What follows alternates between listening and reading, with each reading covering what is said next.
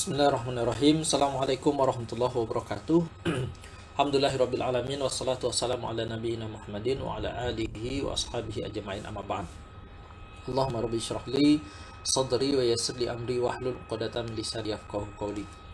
Alhamdulillah, puji syukur kepada Allah Subhanahu wa taala kita dapat bertemu kembali secara virtual ya, secara jarak jauh melalui rekaman dari uh, pemaparan gitu ya atas topik yang insya Allah kita bahas pada hari ini tentang ijtihad, kemudian mujtahid dan syarat-syarat dalam berijtihad gitu ya.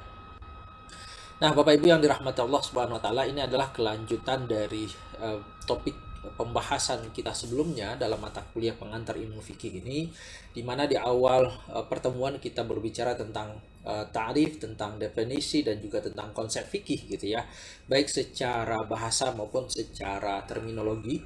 Kemudian kita juga berbicara tentang bagaimana membedakan fikih dengan istilah syariah, kemudian juga dengan istilah usul fikih.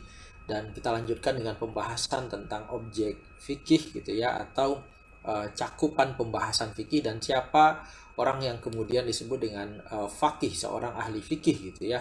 Kalau bentuk pluralnya adalah fuqaha, yaitu ulama-ulama fikih. Kemudian setelah pembahasan itu kita melanjutkan diskusi tentang sumber hukum fikih gitu ya. Ada 4 yang disepakati, yaitu Al-Quran, kemudian Sunnah Nabawiyah, kemudian Ijma' dan Qiyas, dan terakhir kita membahas tentang mumayyizat atau keistimewaan atau juga disebut dengan keunggulan dari fikih Islam ataupun syariah Islam secara umum. Nah, dalam kesempatan kali ini insya Allah kita membahas tentang ijtihad, di mana ijtihad adalah bahagian dari apa yang dilakukan oleh seorang ulama fikih gitu ya. Dan siapa itu mujtahid atau orang yang berijtihad, dan apa saja syarat-syarat untuk bisa melakukan ijtihad atau menggali hukum berdasarkan dalil-dalil hukum yang ada. Bapak Ibu yang dirahmati Allah Subhanahu wa taala, tentu di awal pembahasan ini sebagaimana biasa kita terlebih dahulu akan membahas definisi gitu ya, atau ta'rif dari ijtihad ya. Di mana ta'rif nanti insya Allah secara bahasa dan juga secara substansi atau secara istilah terminologinya. Kemudian kita lanjutkan apa saja syarat-syarat dan syarat-syarat dalam berijtihad.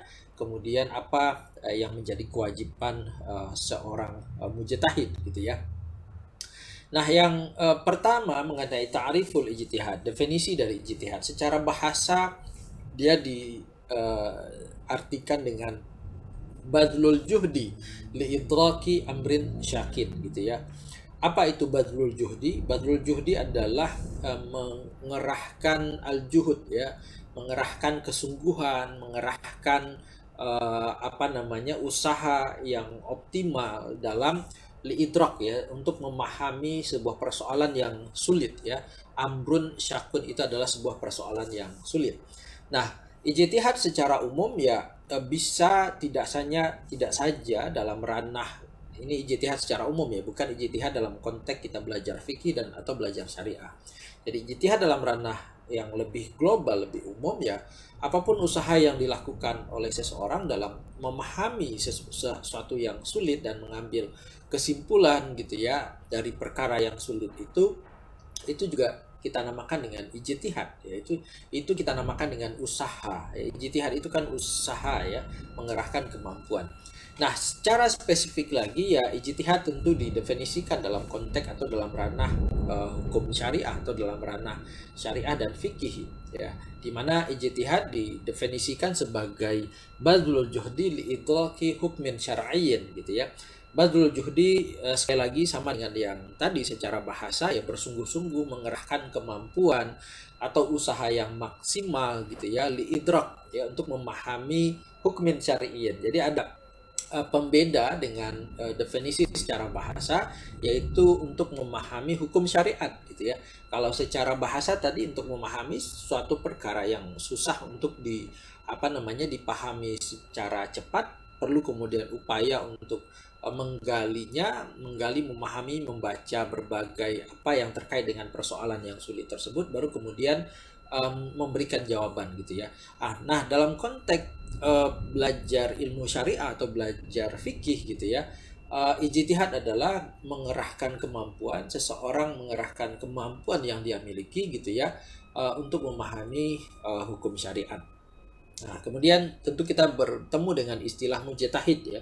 Mujtahid dalam bahasa Arab adalah isim fa'il atau kata benda gitu ya, yang merujuk kepada seseorang yang melakukan perbuatan. Jadi mujtahid adalah orang yang mengerahkan kemampuannya, mengerahkan segala apa yang dia miliki dalam konteks tentu yang terkait gitu ya dengan upaya menggali hukum syariat gitu ya, atau untuk memahami hukum syariat. Nah, Bapak Ibu yang dirahmati Allah Subhanahu wa taala, berikutnya kita coba memahami gitu ya, secara lebih jauh lagi apa itu ijtihad. Ya, ijtihad dapat berarti sungguh-sungguh, rajin, giat, berusaha keras untuk mencapai atau memperoleh sesuatu. Itu kita sebut dengan ijtihad.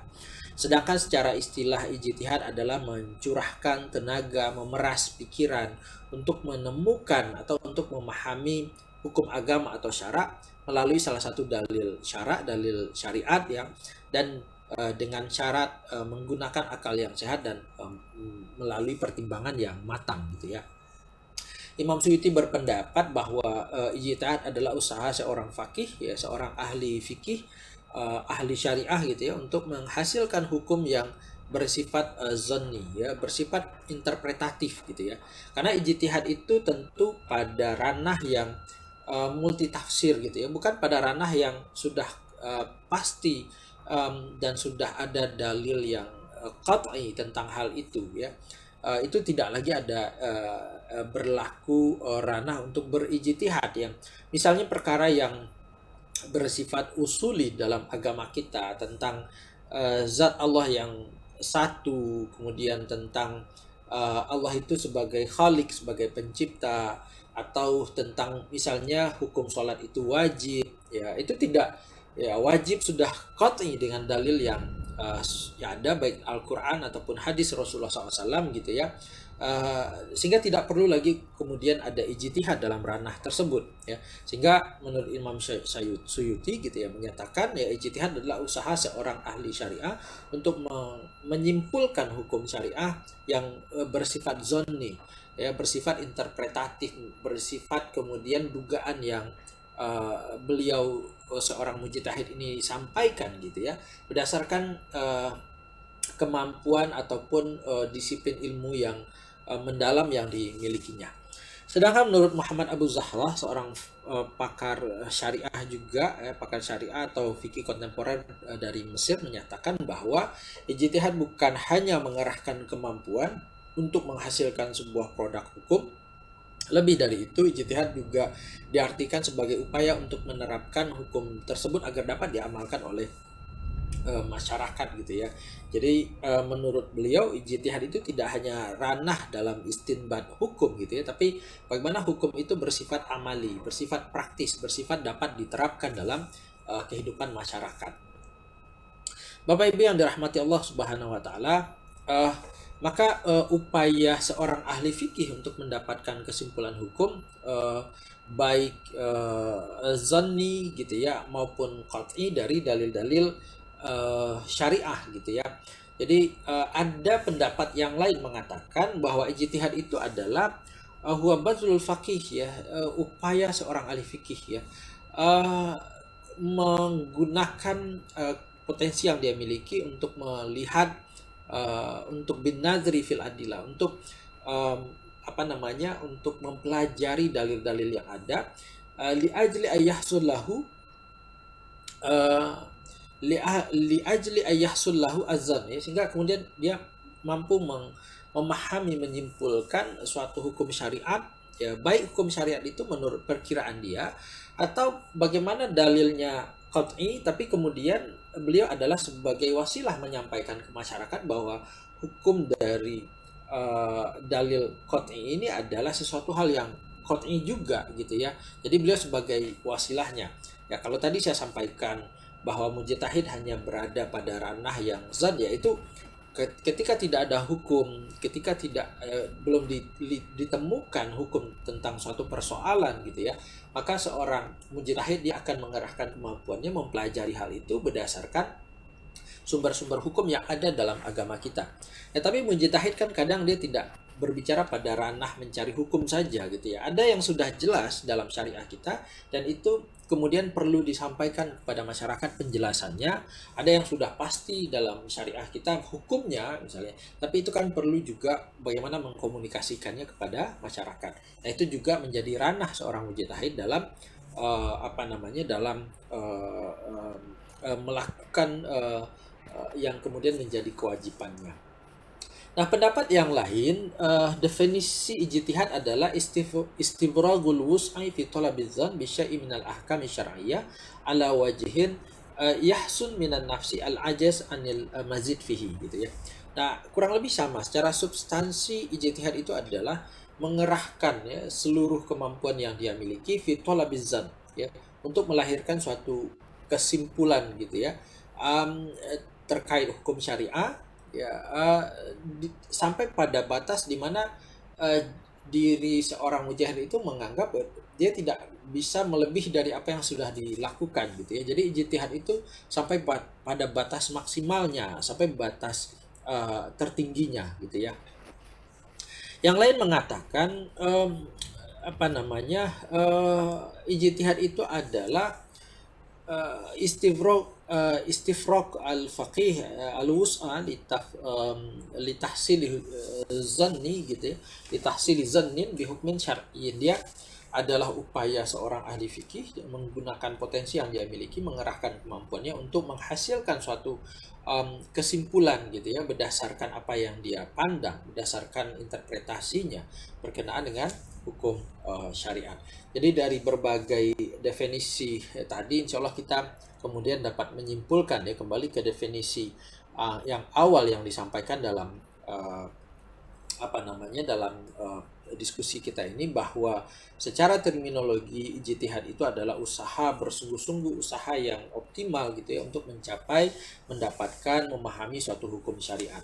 Dan ini juga tidak terlepas dari ijtihad itu berasal dari kata jahdun ya, kadang dibaca jahdun, kadang disebut juhdun ya. Jahdun itu ada kalanya diartikan dengan masyaqqah, ada kesulitan di situ. Nah, ini selaras gitu ya dengan definisi secara bahasa ya, ijtihad itu adalah upaya seseorang untuk memahami suatu perkara yang sulit. Memang ada masyaqqah gitu ya dalam sesuatu tersebut untuk menggali hukumnya, untuk menyimpulkannya, dan itu hanya mampu dilakukan oleh para ulama atau para ahli fikih gitu ya, untuk berijtihad, untuk melakukan usaha yang maksimal menggunakan potensi yang mereka miliki, pemahaman terhadap agama, menguasai ayat-ayat hukum dalam Al-Quran, menguasai hadis, ayat-ayat atau hadis-hadis hukum gitu dan lain sebagainya, menguasai disiplin ilmu ushul fikih dan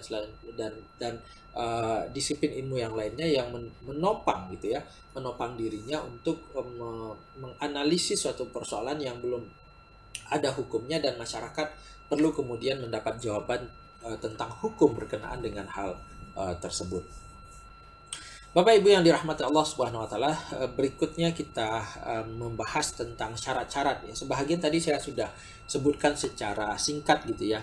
Syarat yang pertama adalah mestilah dia memahami, mengetahui dalil-dalil syariat yang dibutuhkan gitu ya dalam ijtihadnya, seperti ayat-ayat hukum, hadis-hadis hukum dan seterusnya.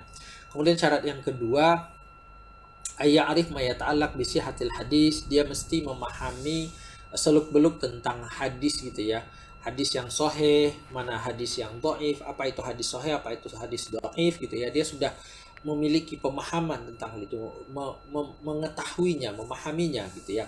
Termasuk juga dia mestilah mengetahui tentang sanad, tentang rijalul hadis dan lain sebagainya. Ya. Kemudian yang ketiga, seorang mujtahid atau ahli fikih dalam menggali, menyimpulkan suatu hukum syariat, yang mestilah dia mengetahui tentang nasikh dan mansukh gitu ya. tentang ayat yang sudah dinasah gitu ya dalam syariat kita, atau hukum yang sudah dinasah dengan adanya hukum yang baru gitu ya. Jadi mesti kemudian dia mengetahui ya. Bagaimana cara mengetahui ya, tentu dengan bacaannya yang sangat banyak, pengetahuan yang sangat banyak bahwa ternyata persoalan ini sudah dinasah dengan ayat berikutnya yang muncul belakangan atau yang diturunkan belakangan. Mestilah juga mengetahui mawaqi al-ijma' ya, poin-poin di mana itu menjadi titik kesepakatan para ulama ya. Sehingga kemudian dia tidak menyampaikan pendapat berkenaan dengan ternyata hukum itu sudah dinasahkan, sudah mansuh, sudah dihilangkan gitu ya. Atau beliau menyampaikan pendapat tentang suatu hal di mana para ulama ternyata sepakat pada poin tersebut gitu ya. Kemudian syarat yang keempat adalah ayya'rif minal adillati ma yukhtalaf bihi al-hukmu min takhsis au taqyid, mengetahui dari dalil yang berpotensi menimbulkan interpretasi hukum yang berbeda gitu ya. Kemudian yang kelima, mengetahui bahasa Arab, juga ilmu usul fikih terkait dengan dilalatul lafaz gitu ya. Ini lafaznya menunjukkan apa gitu ya. Seperti apakah ini lafaznya umum, ini lafaznya khusus, mutlak, muqayyad, mujmal, mubayyan dan semisalnya. Itu juga menjadi suatu keahlian yang seharusnya dimiliki oleh seorang mujtahid, karena dia akan membahas tentang dalil syariat, di mana dalil syariat atau dalil hukum itu bersumberkan dari ayat-ayat Al-Qur'an, ayat-ayat hukum dalam Al-Qur'an, di mana Al-Qur'an tentu dalam bahasa Arab. Demikian juga hadis-hadis yang kemudian menjadi dasar hukum dalam fikih kita atau dalam syariah kita, di mana hadis juga disampaikan oleh Rasulullah SAW menggunakan bahasa Arab sesuai dengan lisan beliau gitu ya.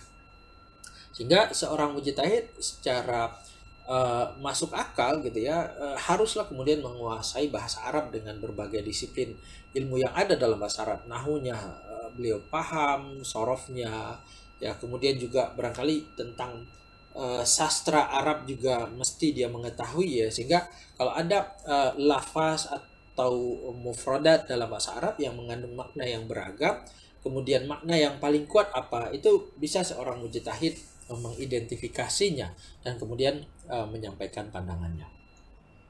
Kemudian syarat yang keenam adalah dia mestilah memiliki kemampuan untuk melakukan istinbat hukum menggunakan dalil-dalil hukum ya.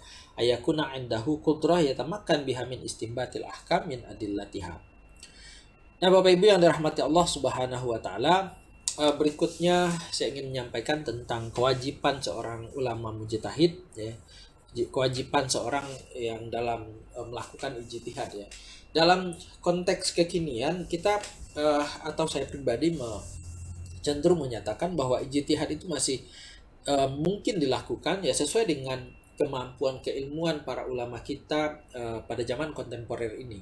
Kita mungkin ekspektasinya tidak bisa disamakan seorang ulama fikih pada zaman sekarang bisa mencapai derajat seorang pemimpin mazhab seperti Imam Syafi'i, Abu Hanifah dan lain sebagainya gitu. Tapi para ulama yang berijtihad pada zaman sekarang mungkin dia lebih spesifik lagi pada ilmu tertentu, sehingga kemudian yang dilakukan pada zaman sekarang adalah ijtihad yang ijtihad secara kolektif, sehingga saling melengkapi para ulama gitu ya. Sesuai dengan bidangnya. Ada yang di bidang tafsir menyampaikan pandangannya, membaca kemudian rujukan di bidang tafsir yang begitu banyak. Ada yang mempunyai bidang fikih atau usul fikih juga menyampaikan gitu ya. Ada yang di bidang hadis. Itu semua kalau berkolaborasi dan menghasilkan suatu pandangan atau suatu fatwa, menjadikan fatwanya lebih kuat gitu ya. Nah, seorang mujtahid tentu ini tidak hanya merujuk kepada mujtahid pada zaman dahulu yang kita kenal gitu ya. Ada mujtahid sebagai imam mazhab ya. Ada mujtahid yang ada dalam ranah mazhabnya sendiri. Ya, kalau pada zaman sekarang yang mujtahid secara kolektif yang saya sampaikan tadi, tentu kemudian dia juga punya kewajiban gitu ya. Kalau dalam literatur yang kita baca ini, seorang ulama yang berijtihad gitu ya harus mengerahkan atau memaksimalkan upayanya untuk mengetahui kebenaran al-haq dan kemudian menetapkan kesimpulan hukum atas apa yang jelas atau zahir baginya gitu ya. Jadi mesti melakukan pembelajaran yang maksimal, menggali dan seterusnya sampai kemudian melahirkan kesimpulan gitu ya. Intinya itu yang pertama. Kemudian disampaikan ya, sekira dalam berijtihad itu benar, maka seorang ulama mujtahid itu mendapatkan dua pahala ya, yaitu pahala dalam berijtihad dan pahala atas kebenaran yang diungkapnya. Dan ini kan sesuai dengan hadis Rasulullah Shallallahu Alaihi Wasallam gitu ya. Jadi kalau seorang ulama mujtahid ya keliru dalam hasil ijtihadnya keliru, dia tetap mendapatkan pahala, yaitu pahala sudah mengerahkan kemampuannya tadi, membaca dalil, membaca berbagai hal segala macam gitu ya, meskipun kemudian ijtihadnya keliru. Nah, Rasulullah SAW menegaskan idza hakamal hakimu fajtahada tsumma asaba falahu ajran gitu ya. Apabila seorang pemimpin dia berijtihad, apabila ijtihadnya itu benar, maka dia mendapatkan pahala, dua pahala gitu ya. Akan tetapi wa idza hakama fajtahada tsumma akhta'a falahu ajrun ya. Dia berijtihad menentukan hukum tapi ternyata keliru ya, tapi maka dia tetap mendapatkan pahala. Begitu yang diajarkan oleh Rasulullah Shallallahu alaihi wasallam ya. Sekiranya tidak mampu melahirkan sebuah kesimpulan ya berdasarkan risetnya, penelitian yang mendalam gitu ya, maka bagi seorang ulama yang berijtihad tadi harus tawakuf ya. Tawakuf itu dia disarankan untuk tidak memaksakan diri, kemudian taklid atau mengikut kepada pendapat mujtahid selain yang sekira itu kemudian dibutuhkan.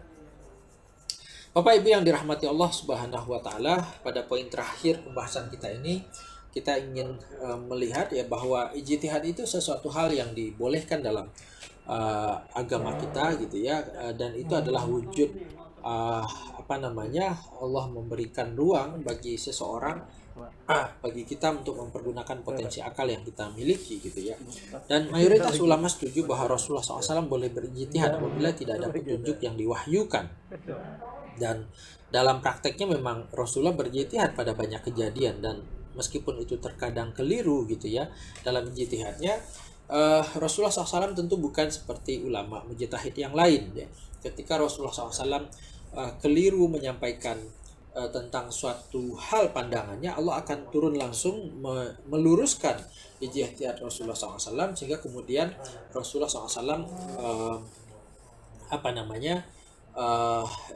tidak dibiarkan oleh Allah Subhanahu wa taala untuk keliru ya, karena Rasulullah itu ibaratnya juga sebagai syari ya, juga sebagai sumber hukum dalam agama kita, dan tentu Allah Subhanahu wa taala tidak membiarkan kita mengikuti pendapat yang keliru ya. Allah akan langsung meluruskan Rasulullah SAW apabila ijtihadnya tidak tepat. Bapak Ibu yang dirahmati Allah Subhanahu wa taala, contoh ijtihad Rasulullah SAW gitu ya. Ada seorang sahabat mengadu pada Rasulullah SAW, dia sering disakiti oleh tetangganya. Rasulullah SAW menyuruhnya untuk mengeluarkan barang-barang yang dia miliki dari rumahnya dan meletakkan di jalan, sehingga kemudian masyarakat, orang-orang kemudian bertanya gitu ya, kenapa dia mengeluarkan barang-barang di rumahnya dan dia meletakkan di jalan. Maka kemudian dia menjawab, ya, disuruh menjawab, innali jaron yu'zini, saya punya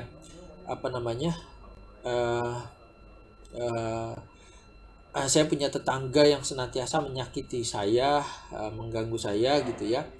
Kemudian masyarakat berkata, faja'alu yaqulun, ya, masyarakat kemudian orang-orang yang berkumpul tadi mendoakan, ya Allah mal'anhu, Allah mahzihi gitu ya. Ya Allah laknatlah tetangga yang jahat, tetangga orang ini yang jahat itu, dan hinakan dia gitu ya. Nah, sehingga kemudian doa-doa masyarakat itu akhirnya sampai ke telinga tetangga yang jahat tadi, dan akhirnya sadar gitu ya. Dan kemudian meminta irja ila manzilika, ayo pulang kembali ke rumahmu gitu, kata tetangganya yang menyakiti tadi. Fa wallahi la uzika, demi Allah dari detik ini sampai ke depannya saya tidak akan lagi menyakiti kamu gitu. Ini adalah salah satu bentuk ijtihad Rasulullah SAW untuk menyelesaikan persoalan antara dua orang yang bertetangga gitu ya, dan Rasulullah menggunakan semacam siasat, semacam politik, semacam pemikiran beliau, bahwa beliau tidak langsung menyampaikan apa, tapi menyelesaikan persoalan itu dengan juga melibatkan masyarakat. Dan ini adalah bahagian dari ijtihad dari Rasulullah SAW gitu ya.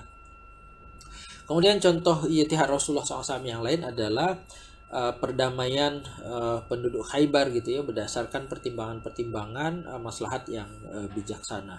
Kemudian Rasulullah SAW pernah juga berijtihad menghukum orang yang enggan bayar zakat dengan memerintahkan mengambil separuh atau sebahagian hartanya gitu ya. Kemudian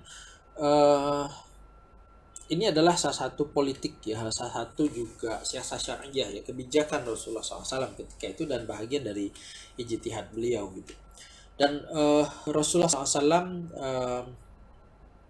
pernah juga berijtihad dengan menyampaikan hadisnya gitu ya, siapa yang membunuh hamba sahayanya akan kami qisas gitu ya.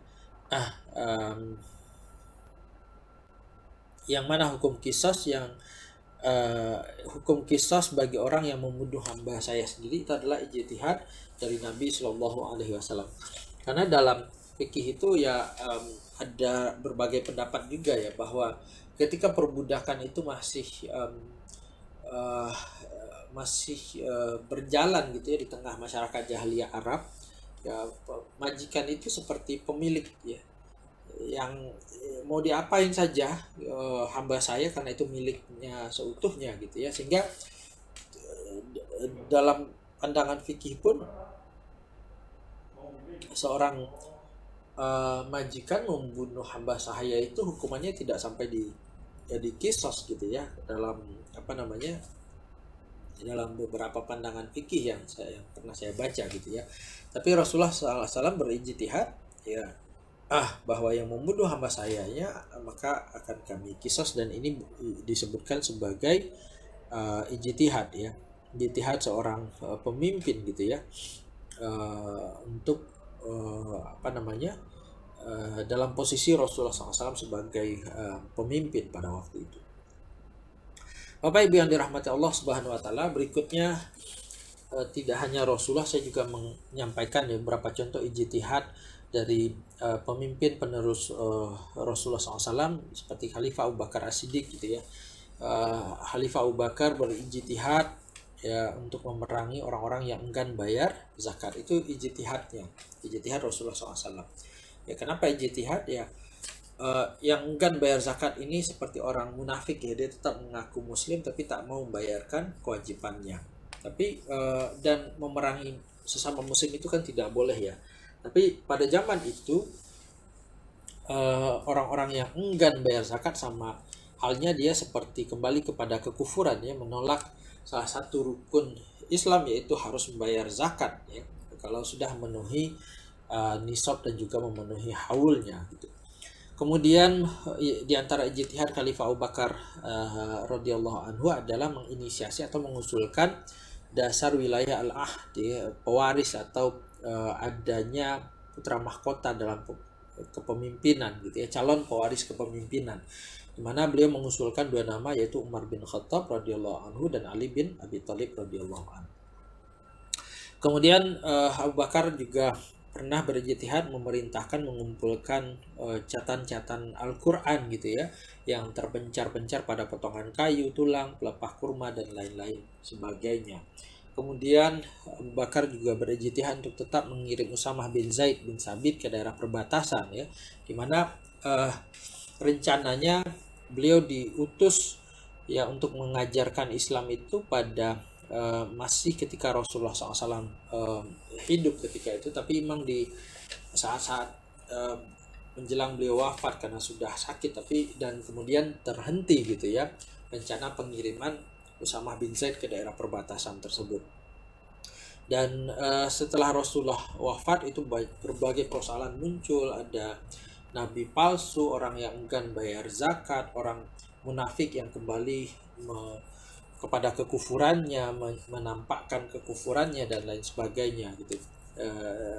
Yang mana seharusnya ketika itu Abu Bakar, sebagian sahabat memandang ya harus mempertahankan sahabat-sahabat senior itu di Madinah gitu ya, mendukung pemerintahan beliau. Tapi karena sudah pernah direncanakan oleh Rasulullah SAW, ya Khalifah Abu Bakar kemudian berijtihad untuk tetap mengirim Usamah bin Zaid ke daerah perbatasan dengan kekuasaan Romawi.